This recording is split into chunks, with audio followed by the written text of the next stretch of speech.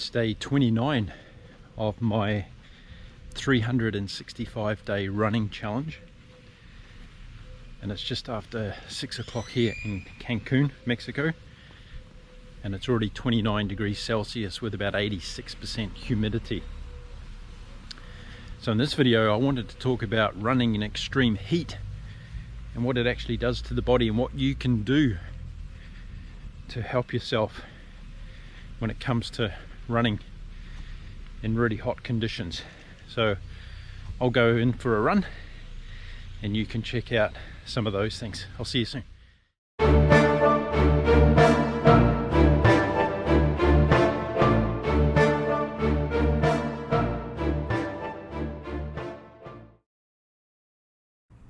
In this video, we're going to talk about acclimatization, warm-up, training, racing and recovery when it comes to running in hot and extreme conditions. So how long does it take for the body to acclimatize to new climatic conditions? Well, it's somewhere between 7 and 10 days, and if you find yourself in really extreme heat conditions, you might want to get out and do a run every day for that period of time. Your body will adapt faster, and if you're aiming to do a race in those conditions, then you'll be much better prepared by spending plenty of days beforehand getting used to the conditions.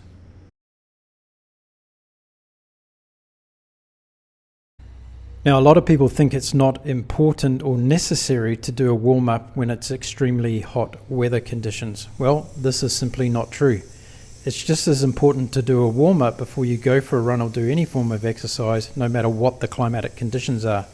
And in fact, if you've got a little bit of a warm-up done before you head out into heat and extreme conditions, your body's going to adapt even faster. So a warm-up is absolutely ideal. Training in extreme heat conditions can be really hard on your body, so make sure you listen to your body at all times. Wear a heart rate monitor and measure your heart rate on a regular basis, and if there's any immediate spikes, make sure you slow down or even stop for a while to recover. Keep up your hydration and make sure you're taking in plenty of fluids when training in extreme weather conditions, and always listen to the body at all times.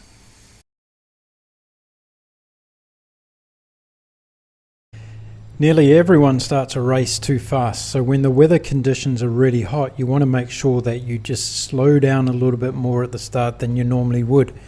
You'll make sure you won't regret it later on in the race. Typically, you're going to lose 10% of your performance in hot, extreme weather conditions, so allow for that right from the very beginning of the race, and just imagine how you're going to feel towards the end, regardless of the distance. There is no doubt that the recovery process is the most important process when it comes to running and training. The second you finish your training run or your race is the first second that your recovery process starts. So make sure you start taking down plenty of fluids, you rest the body and replace the sodium that you've lost through sweating. An ice bath is a good idea to recover the muscles and to help them in their recovery process. Also, getting a massage can help the legs and body in general and make you feel better before the next time you go for a run. Make sure to eat healthy and rest as much as you possibly can. Oh, I hope you enjoyed that little piece on dealing with the heat and all the things to do with running when it's really hot. Well, I've just finished day 29 of my 365-day running challenge, and I did 6Ks this morning, which was after a weekend of 18K. It was a good steady run this morning, really good, felt great.